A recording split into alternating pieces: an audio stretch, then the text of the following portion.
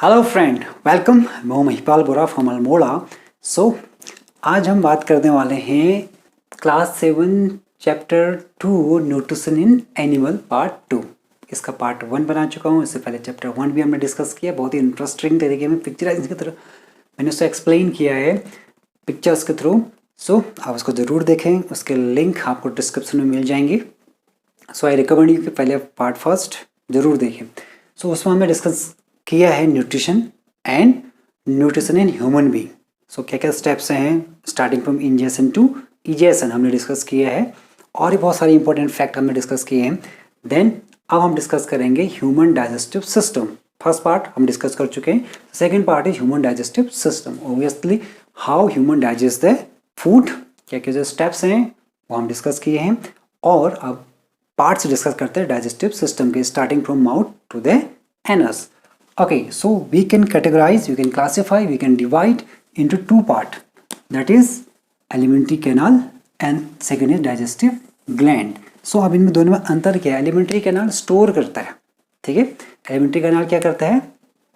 Store करता है। और जो डाइजेस्टिव ग्लैंड हैं ये डाइजेस्टिव जूसेस एंजाइम सीक्रेट करते हैं जो उसको पचाता है। अगर डाइजेस्टिव ग्लैंड नहीं होंगे, ठीक है, तो ये खाना पचेगा ही नहीं, ये खाली स्टोर रह जाएगा। खाना जैसा है वैसे ही रह जाएगा। ऐसा ही है जैसे ये, आप ये समझ लो ये पेट्रोल की टंकी की तरह काम करता है, ठीक है, जो पेट्रोल को स्टोर करता है, ठीक है। ये खाली स्टोर कर देगा तो कुछ नहीं होगा, टंकी की तरह है, और ये पेट्रोल देता है, ठीक। तो दोनों ज़रूरी गाड़ी चलने के लिए। तो अगर पेट्रोल ही नहीं होगा तो गाड़ी चलेगी नहीं, पेट्रोल भी होगा अगर टंकी नहीं होगी तो डालेंगे कहाँ। ये स्टोर करने का काम करता है, स्टेप बाय स्टेप स्टोर करेगा फूड को, और ये स्टेप बाय स्टेप डाइजेस्ट करेगा। दोनों इंपॉर्टेंट हैं। I hope the difference is clear to you now. आ जाओ भाई।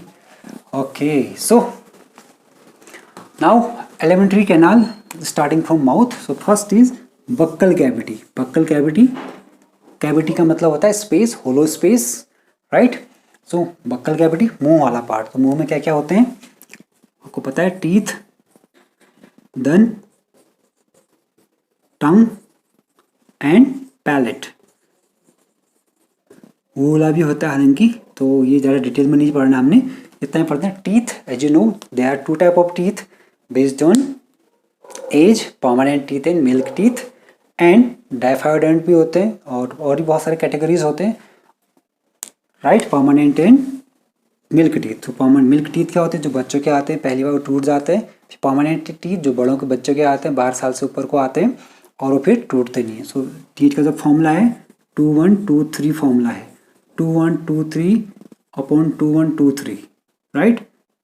3 2 5 3 8, यस, 8/8 इंटू 2, ये 32 हो जाता है। अभी आपको ये मैथ के अकॉर्डिंग नहीं हो, ये मैथ के अकॉर्डिंग नहीं होता, ठीक है।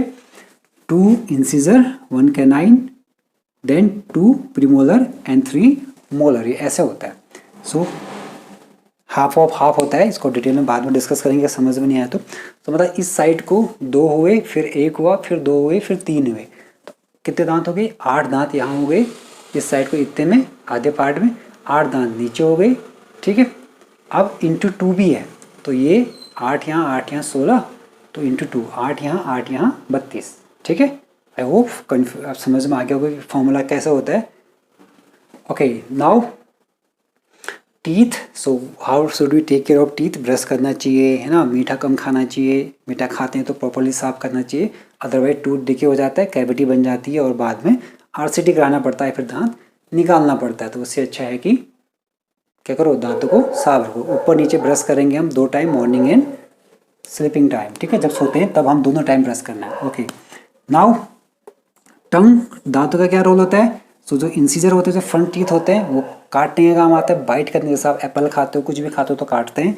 देन जो कैनाइंस होते हैं, जो यहाँ तीखे दांत होते हैं, जो कार्निवोर्स के बहुत साफ होते हैं, आपने टाइगर, लायन, डॉग के देखे होंगे, वो टीयर करने का काम आते हैं, फाड़ने के काम आते हैं, हमारा ज़्यादा यूज़ नहीं है।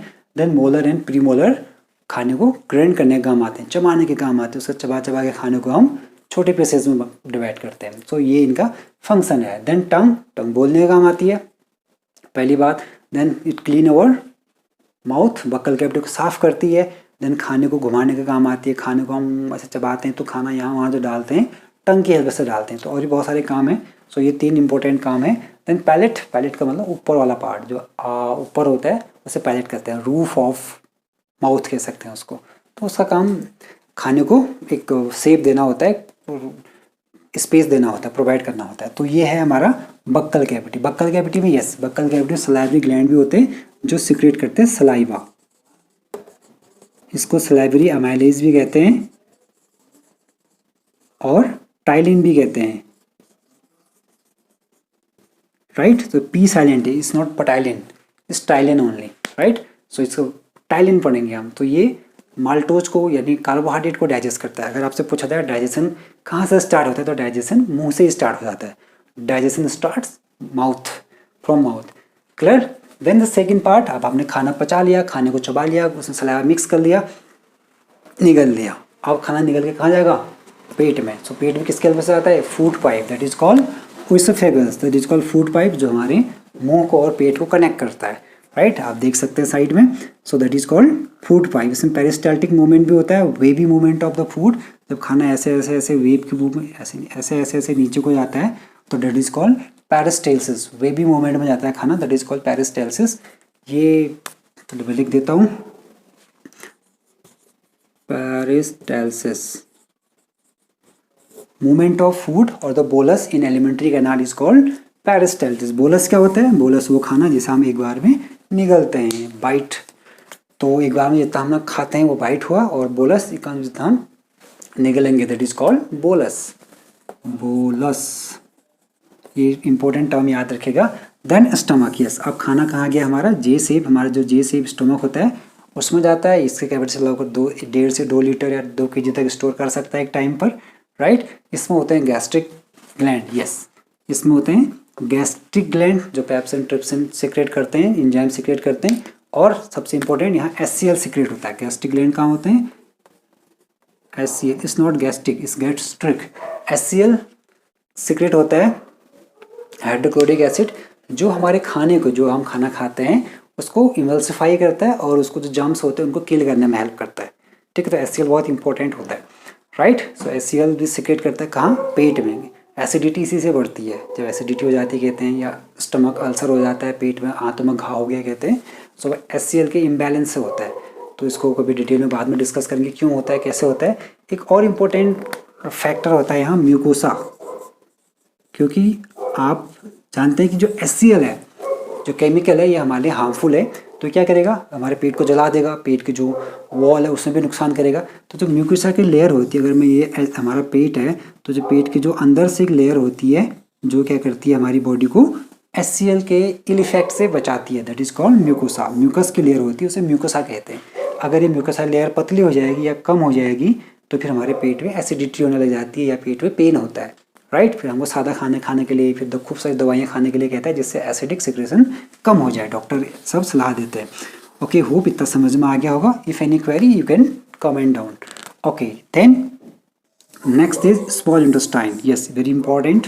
स्मॉल इंटेस्टाइन, तो हमने सलाइवरी ग्लैंड पढ़ दिया जो माउथ में होते हैं। 3 ग्लैंड होते हैं, 3 ग्लैंड होते हैं, एक 2 नीचे होते हैं, 2 ऊपर होते हैं और एक नीचे होता है, ठीक है, टंग के नीचे। पैरोटिड ग्लैंड कहते हैं उनको, sublingual gland, mandible gland. So बहुत सारी 3 ग्लैंड होती हैं। Then pancreas and gastric, gastric gland कहाँ होती है? स्टमक में होती है, ये होती है स्टमक में, right. Then pancreas and liver, अभी अलग अलग जगह होती है, अभी हमारे पेट के नीचे वाले पार्ट पर होती है स्मॉल इंटेस्टाइन के साथ मिलकर, yes. So small intestine is very important part, right. ये लगभग 12 फीट तक लंबी हो सकती है, उससे ज़्यादा भी लंबी हो सकती है, राइट। बहुत लंबी होती है, लेकिन लार्ज इंटेस्टाइन से छोटी होती है। अब इसको क्यों कहते हैं ऐसा अभी बात करेंगे। सो जो स्मॉल इंटेस्टाइन है इसका काम है कंप्लीट डाइजेशन। पहले तो बात तो ये कंप्लीट डाइजेशन करता है, मतलब खाना यहाँ अच्छे से पचेगा, जबकि स्टमक में हाफ डाइजेशन होता है, चाइल्ड कहते हैं उस खाने को। सो एसिडिक होता है, जबकि जो खाना लार्ज इंटेस्टाइन स्मॉल इंटेस्टाइन में होता है वो बेसिक होता है। उसमें जो लीवर होता है वो बेसिक केमिकल मिलाता है, डाइजेस्टिव जूसेस मिलाता है, जिससे खाना कैसा हो जाता है? बेसिक हो जाता है। जबकि फूड स्टमक में एसिडिक होता है, ये याद रखिएगा। स्टमक में फूड एसिडिक होता है और स्मॉल इंटेस्टाइन में बेसिक हो जाता है। Okay, so digestion complete with the help of pancreas, pancreatic juice, जो पैनक्रियाटिक जूस सिक्रेट करता है, और लीवर, लीवर पेनक्रियाटिक जूस के साथ साथ ये सिक्रेट करता है बाइल जूस। लीवर सिक्रेट करता है बाइल जूस। ये जो होते हैं बेसिक होते हैं, बाइल जूस जो होता है बेसिक होता है, क्षारीय होता है। और जबकि जो HCl और जो अदर केमिकल्स होते हैं, जो डाइजेस्टिव जूसेस होते हैं, जो स्टमक में, वो एसिडिक होते हैं। ओके, नाउ इनका काम क्या है? पेनक्रियाज सिक्रेट करता है बहुत चीज़। पेनक्रियाज हेप्टो ग्लैंड होती है, इंडोक्राइन भी होती है, एक्सोक्राइन भी होती है। अब ये क्या होती है बाद में पढ़ेंगे। So endocrine gland, exocrine gland, ये सिक्रेट करता है pancreatic juice. Alpha beta cell होती है इसमें। एक तो ये इंसुलिन सिक्रेट करता है, जो आप सब जानते हैं, इंसुलिन हार्मोन सिक्रेट करता है। Pancreatic juice trypsin pepsin secrete करता है, राइट, जो प्रोटीन को पचाने में बहुत अहम रोल अदा करती है। और जो बाइल जूस सिक्रेट करता है वो फैट को पचाने में और अदर फूड पार्टिकल्स को कंप्लीट डाइजेस्ट करने में हेल्प करता है, राइट। बाइल जूस होता है वो स्टोर होता है गॉल ब्लैडर में। गॉल ब्लैडर आप देख सकते हैं, जैसे लीवर के साइड में एक छोटा सा पाउच जैसा होता है। अगर मैं लीवर यहाँ पर बनाऊँ ऐसे, लीवर, हाँ लीवर कैसा बन गया, ठीक है। इसका साइड में से एक पाउच जैसा होता है, जैसे कहते हैं गॉल ब्लैडर। तो ये क्या करता है, लीवर दिन भर या जो डेड बॉडी सेल्स होती हैं, जितने भी बैड केमिकल्स होते हैं, उनको एंजाइम में कन्वर्ट करता है और इसमें जो गॉल ब्लैडर होता है इसमें स्टोर कर देता है, राइट। और जब भी ज़रूरत पड़ती है ये फिर हमारे स्मॉल इंटेस्टाइन में सीक्रेट हो जाते हैं हेप्टोपेनक्रियाटिक डक्ट के थ्रू, राइट। सो लेकिन जब पथरी हो जाती है, पेट में स्टोन हो जाता है, तो क्या करते हैं, अगर यहाँ पर फंस जाता है स्टोन कैल्शियम कार्बोनेट ज़्यादा खाने से, तो यहाँ पर फंस जाता है, तो फिर जो यहाँ पर पेन होता है, तो डॉक्टर क्या करते हैं, इस गॉल ब्लैडर को काट के फेंक देते हैं, राइट। तो फिर क्या होता है, लीवर के लिए काम बढ़ जाता है। अभी तक क्या था, सब काम जो डाइजेस्टिव जूसेस थे वो यहाँ स्टोर थे, अब सीधे कहाँ आएंगे, स्मॉल इंटेस्टाइन में आएंगे जब ज़रूरत होगी। तो इसलिए डाइजेशन की प्रोसेस स्लो हो जाती है जी। Okay, so this is the function of liver and pancreas. Pancreas insulin, you know, the glucose को बहुत ज़्यादा डाइजेस्ट करने में हेल्प करता है। इंसुलिन एक्चुअली ग्लूकोज को सेल के अंदर जाने में हेल्प करता है, राइट, जिससे बॉडी को ग्लूकोज का लेवल मेंटेन हो जाता है। और अगर ऐसा नहीं होता तो डायबिटिक पेशेंट हो जाएंगे, शुगर के पेशेंट हो जाएंगे, क्लियर। तो ये था small intestine. Small intestine absorb भी करता है खाने को, एब्जॉर्प्शन का काम भी करता है। इसमें होते हैं small finger like structure that are called villi. Villi क्या करते हैं, जैसे अगर ये खाना है, खाने के अंदर से धंस जाते हैं और ऐसे खाने को एब्जॉर्ब करके ब्लड में ले जाते हैं विलाई के थ्रू। विलाई ये समझ लो आप, छोटे छोटे जैसे हमारे सिर में बाल हैं, जैसे तौलिए में बाल होते हैं, वैसे ये भी छोटे बाल होते हैं, हजारों की संख्या में होते हैं स्मॉल इंटेस्टाइन के अंदर, जो फूड को एब्जॉर्ब करते हैं और ब्लड में सप्लाई करते हैं। देन ब्लड उस खाने को पूरे बॉडी में सर्कुलेट करता है। सो स्मॉल इंटेस्टाइन का फंक्शन क्या है, absorption and complete digestion, right. So इसके बाद फिर खाना कहाँ जाएगा, स्मॉल इंटेस्टाइन में बाद खाना कहाँ जाएगा, लार्ज इंटेस्टाइन में। अब जो यूजफुल खाना है, जो यूजफुल मटेरियल्स हैं, वो सारे स्मॉल इंटेस्टाइन ने एब्जॉर्ब कर लिए। अब क्या बच गया, केवल रफेज और वाटर। तो मोर इम्पोर्टेंट है वाटर एंड सॉल्ट।